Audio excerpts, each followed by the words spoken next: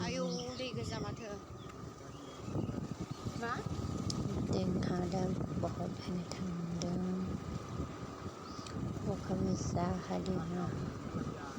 हरनिफ्रायनो दाबो हागासिनो दं थांगासिनो जोङो नायलांदो दा जों मोनफैबाय बहत होग्रायाव बहायथाय जोंनिबो नायलांदो दा माबोरै होगोन जा हाब्रुखा अखा हानाया अखा हानायखाय बारा मिन्थिदिया आरोना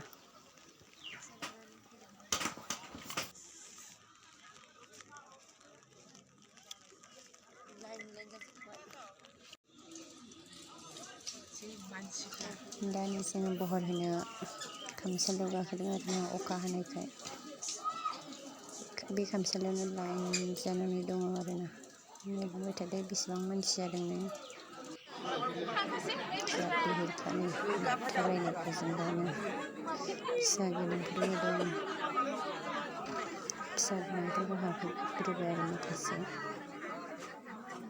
नायलांदो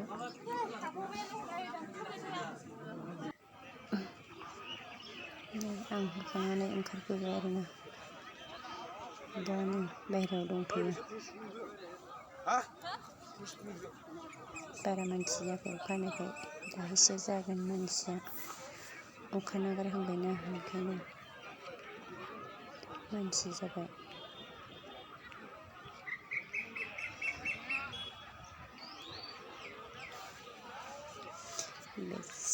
बे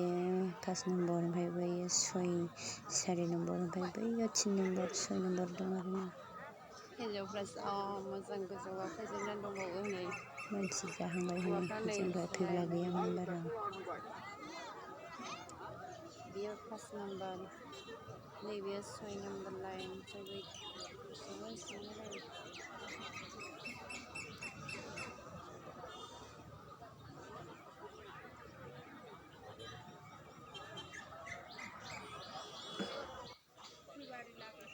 नै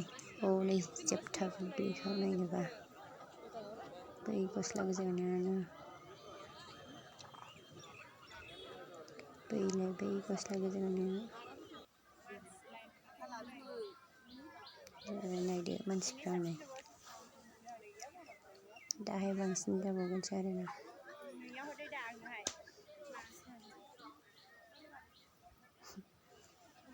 गामिनि मानसिफोर दं बैयावबो आलदा नैबेयो 5 नम्बर आरोना ओमफ्राय नैबेयो 4 नम्बर 5 6 नम्बर दंलाबायजोबो हरै बिदिब्लालाय एसेनोसै बाय बाय